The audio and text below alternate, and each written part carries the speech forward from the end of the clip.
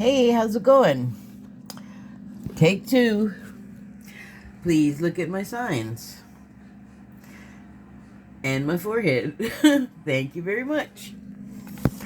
So yeah, I didn't get very far with the last one, so I'll just say what I just said.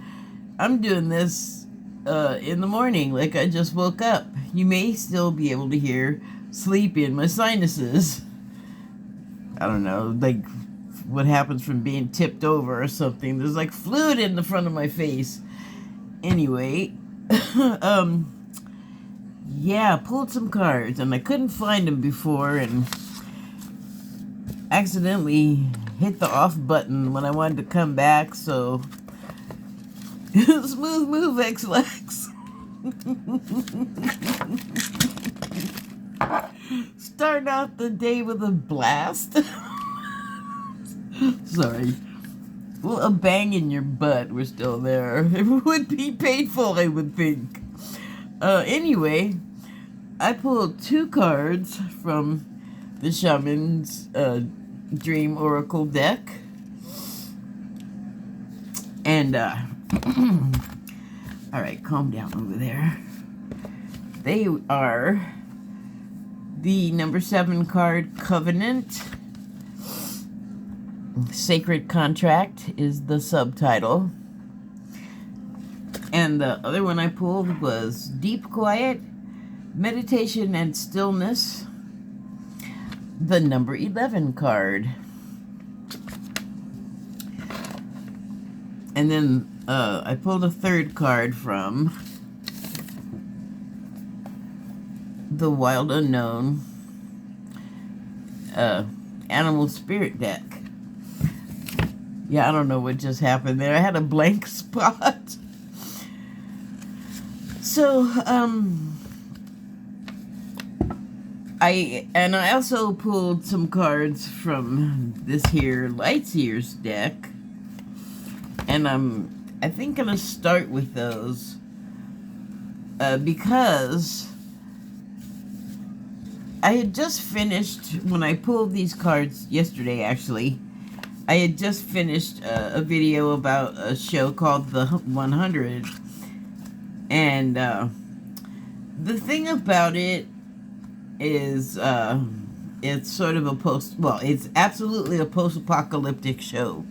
But like in the old model, I would call it, I don't know what I'm talking about, but I don't think we really have made movies about this in a long time, and I feel like I would know because my algorithms on my streaming sites know I like the dystopian and stuff, and it's not so much about that. What I like is the old crappy structures finally coming down because they need to, and the reality of that situation on film and probably in reality, if you look at history, is that is messy.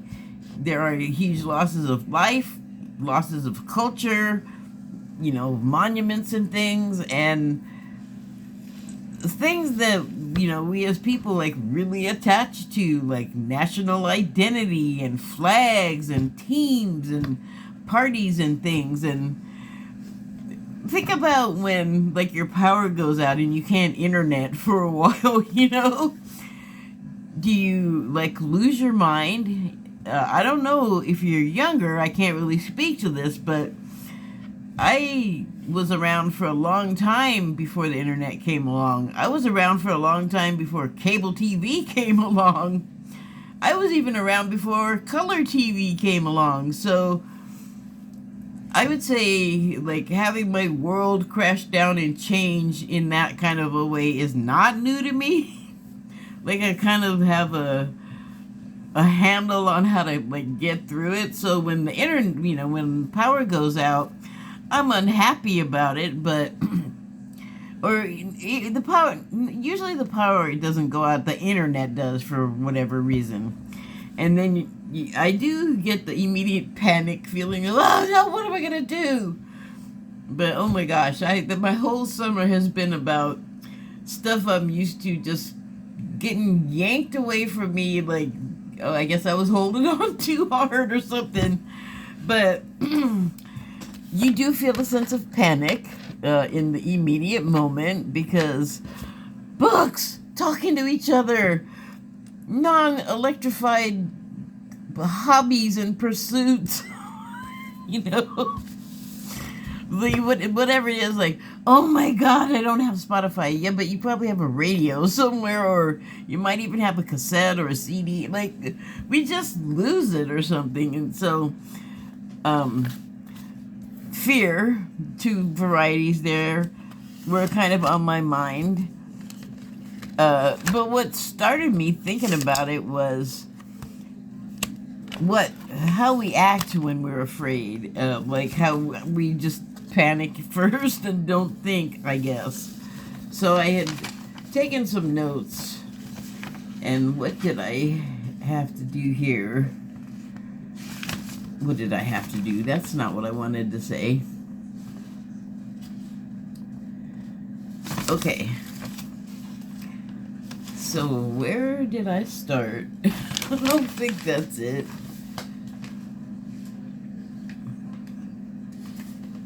Oh. Well, nope, that's not it either. I'm getting close.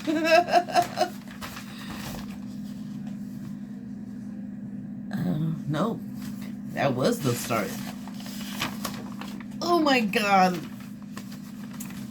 I must have touched the inside of my ear. Okay, so I think because I focus on a lot of things many call dark or negative.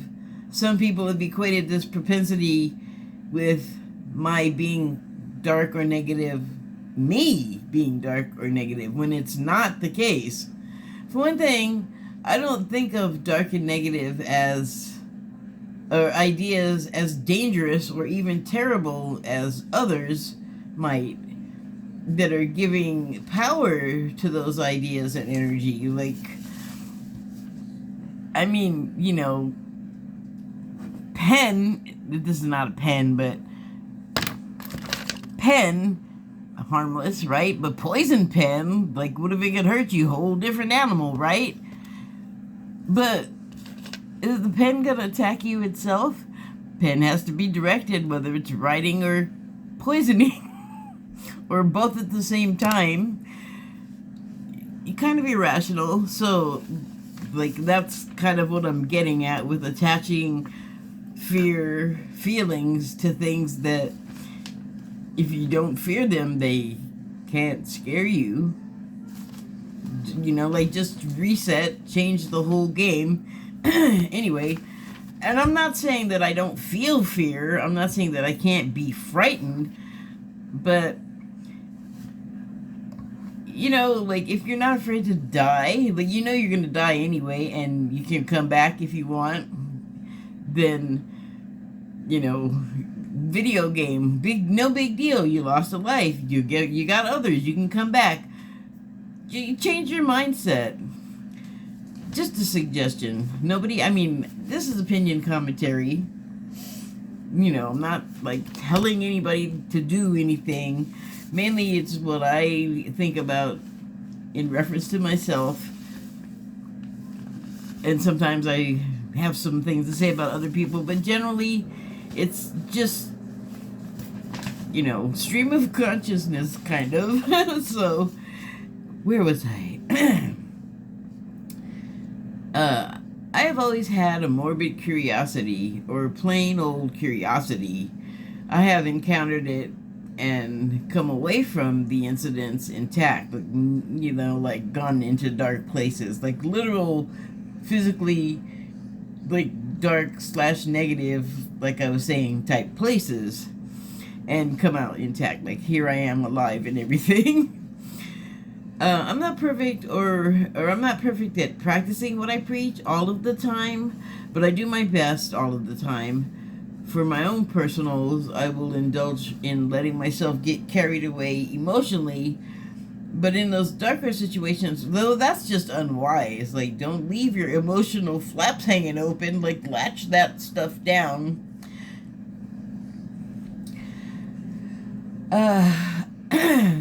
So, but in those darker situations, I have another mindset. I realize I'm not merely contending with my own so-called demons, but those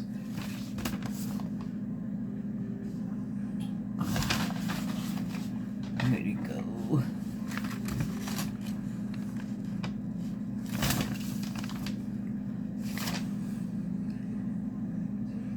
Oh, come on, construct. It looks like construction. Oh, yes, don't lick that again. Constructed by others. What I do believe is that there are certain structural bargains made with deliberacy in powerful entities. Powerful in ways that most humans are not aware, because they also have access to that, or that if they do have a level of conscious control over their own command of them. Okay, that sounds really confusing, and it read confusing. So let me try that again. What I do believe is that there are certain structural bargains made with deliberacy and with powerful entities. Powerful in ways most humans are not aware that they also have access to. So they, like, most humans are not aware that they also are powerful and have access to a lot of the same things that are more easily accessible for other side of the veil entity.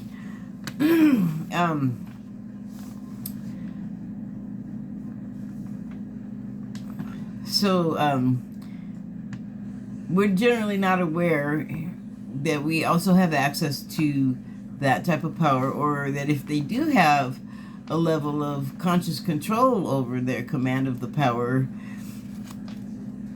it likely isn't full accessibility either. But I'm just freeballing here. Do take this with that in mind. However, regardless of the type of ability in that vein we may possess, if we are not at all conscious of the sort of rules of engagement, by which I mean, when I encountered a situation where I felt an infiltration into my mind, it was that prevents that entity from plucking some irrational thought form out of it, my mind, and use it against me. So that's what I was saying about not leaving your emotional flaps open if you know you're going to be placing yourself vulnerable in a situation. Hold on a second, I gotta grab something just over here. Coffee on an empty stomach. But I wasn't hungry. I had to eat a papaya tablet to settle my stomach. So, what I was saying, let me try and make that make more sense. Like, we have ability, we have all kinds of abilities that we don't take advantage of.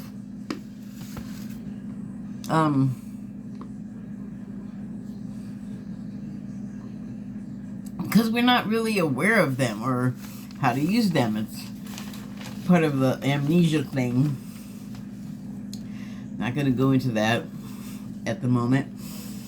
But others of us do have the ability and are aware that they're there and can communicate more clearly with other entities. And so anyway, if you know that you're going into a situation that's like dark, then you don't want to leave yourself vulnerable, and you want to, dang it, kind of batten down those emotional hatches so nothing can slip in, and learn things about you that they can use against you to scare you. Okay, stay closed that this time. Okay,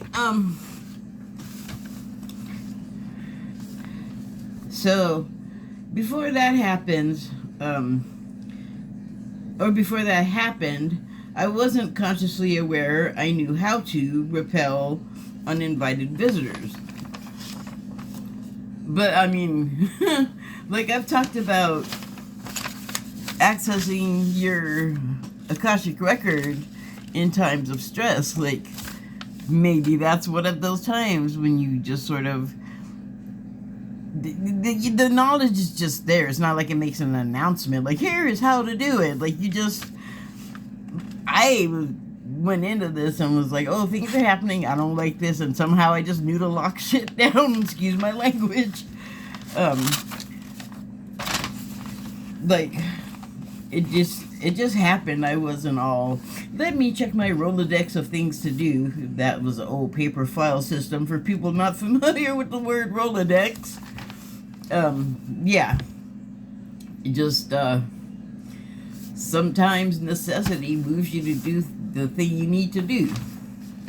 So all I know is, at the time, I felt the intrusion and how it went directly to my feelings of resentment from a fellow resident of the shared flat.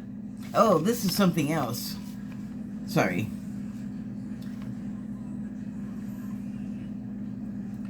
Okay, yeah, now it's moved in. Okay, so that may be as far as I went with the fear thing, but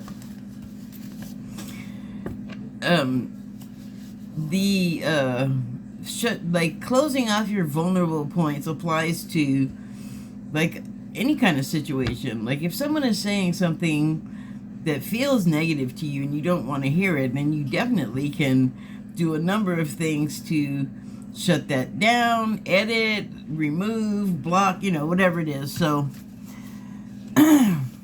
we can do like a lot of different things. But one of the things that happens to us when we're fearful is it's so emotional if we're not locked down that we'll say unwise and do unwise things. And it seems like there's a lot of that's happening sort of around the political stuff here in the U.S. And it's like, I'm sure it's like karmic, but it's dredging up all of this old stuff that wasn't even like anybody alive stuff in a lot of cases, like taking up causes that have no context really in the same way as today, like modified old dross. And it's not particular. Well, I mean, I was gonna say it's not particularly forward motion-y, but it is if you're working through the karma thing. Like,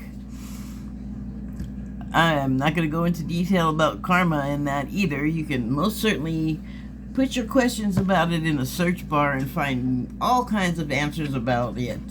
So I'm just gonna continue. So that's what I had in mind, like when I pulled these cards, and that's not necessarily the reading I got, but just let me finish. So I pulled this card. This is from the Lightseers Tarot deck. And I was taking notes, right? Before I was going to do this last night, I just kind of ran out of steam, and my phone charger also was like, you got to leave me alone for a while. So, like, I couldn't keep using the camera and the phone full on because it was affecting its performance. I need phone Viagra. But I was watching another reader, and she's always like very in tune to what's going on with my stuff, so that's why I watch her.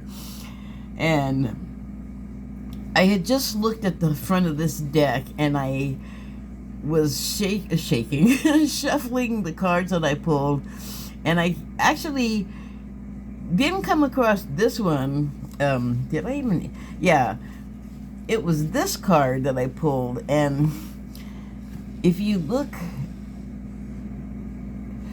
at the top woman there, it looks like she has her eyes closed, but she could be looking down. But I was thinking that her eyes were closed, because then if you look at the bottom picture of her, the reflection, her eyes are open.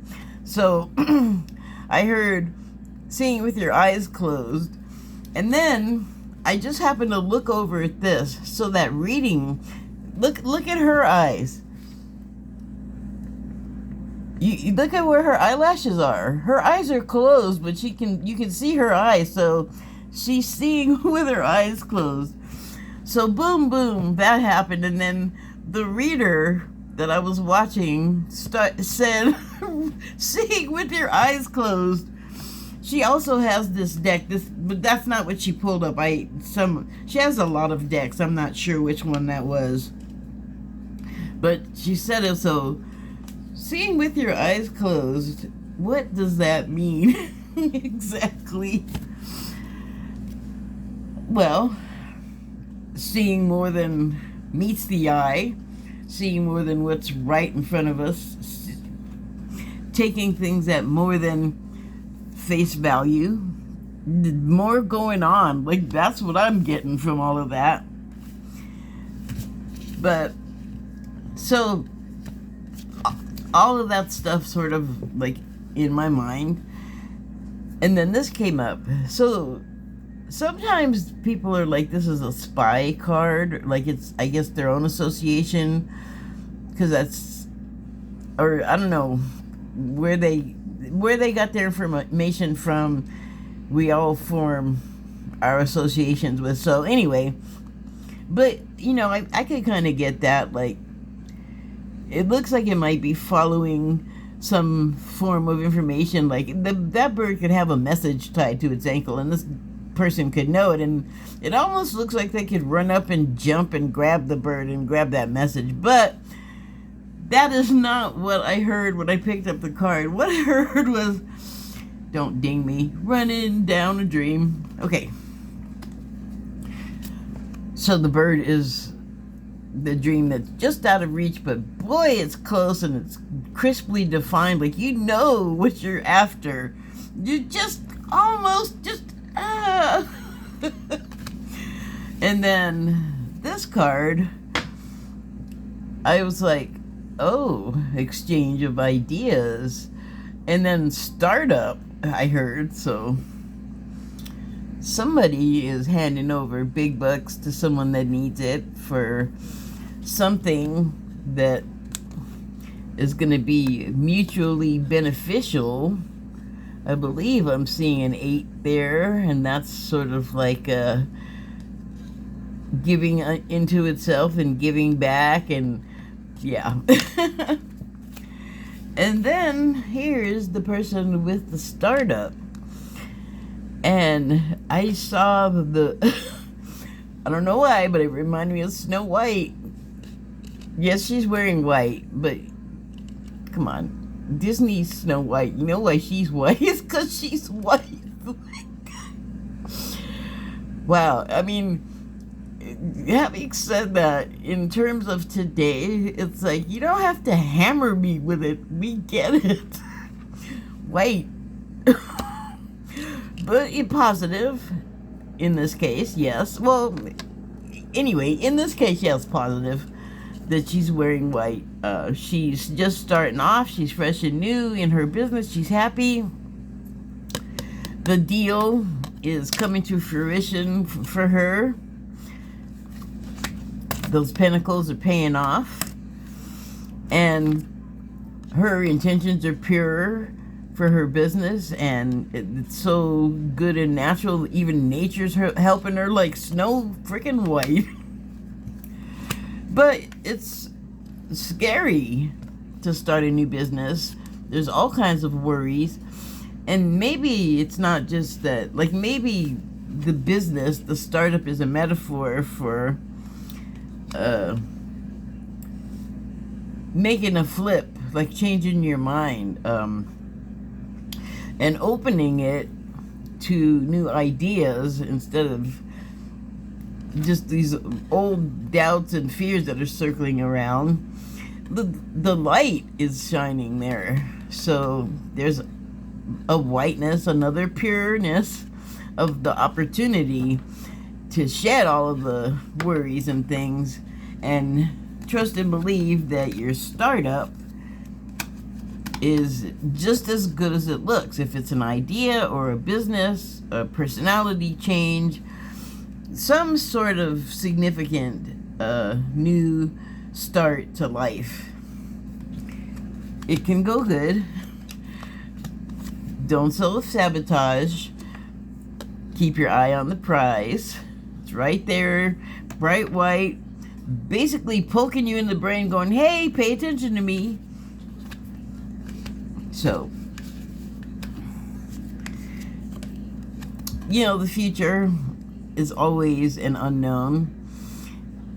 But, you know, you can just relax and float, actually, given what's come before in the cards, and let the barking and arguing and howling at the moon or whatever kind of madness is going on. You don't have to pay attention to it. You don't have to give it validity. You don't have to give your fears power.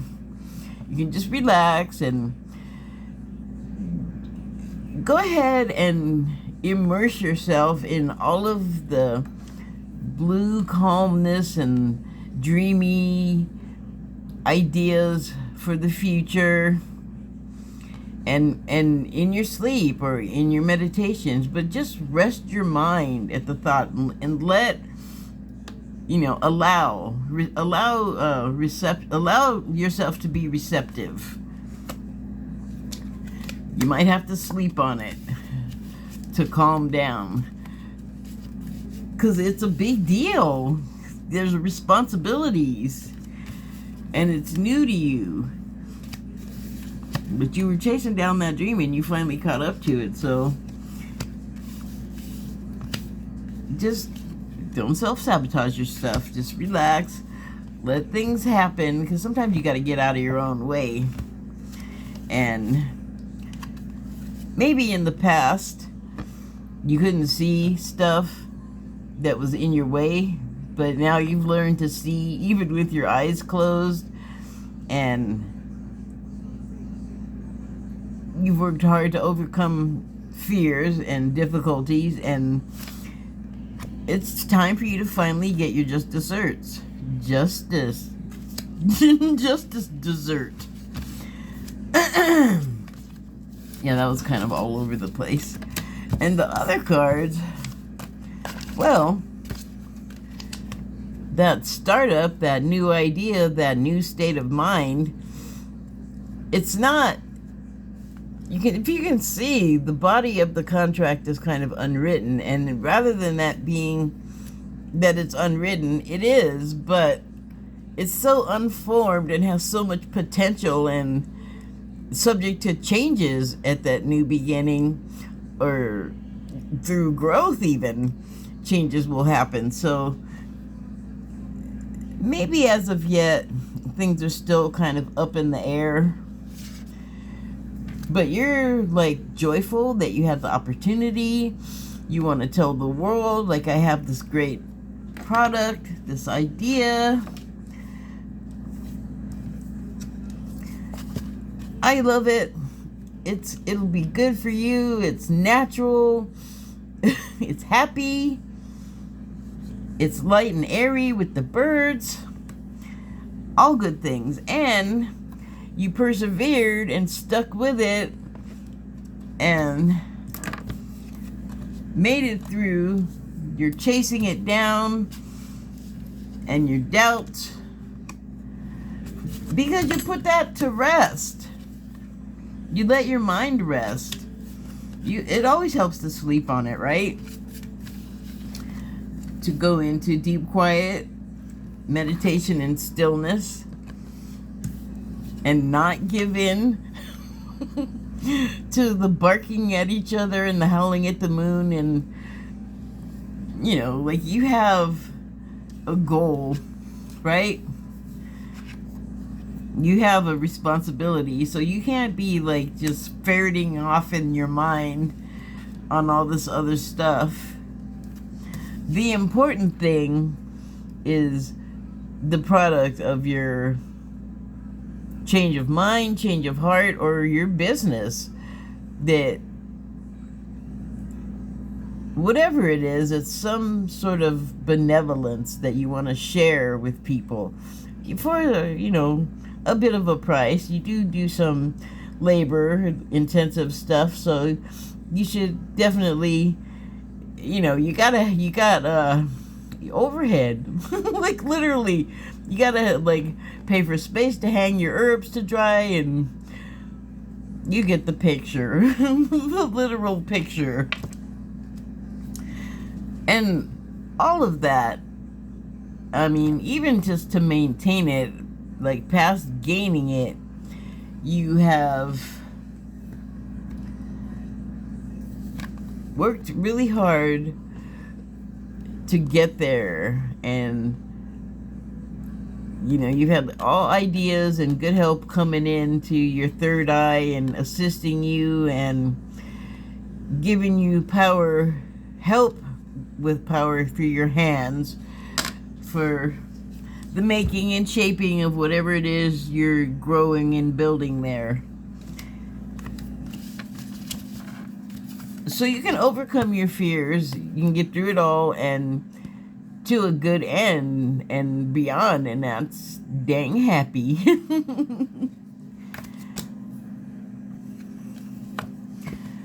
So, I mean, it's not filled in now, but you don't immediately name a baby. Some do. Some people do it in advance. But imagine the freedom if you, like, waited a while. Like some cultures actually do, for some personality to exhibit to inspire you to name the child and sort of set the tone for its life. So in this case, I mean, it might even be a child, but it seems more like it's a business venture or some sort of personal change. And like a new business, it kind of remains to be seen how it's going to fare. You know, like, is it going to be named a good thing or not so good? Remains to be seen, but things seem to be looking up and positive. So we got fear, but we can overcome them. There is always the light of day trying to poke through the darkness in our minds.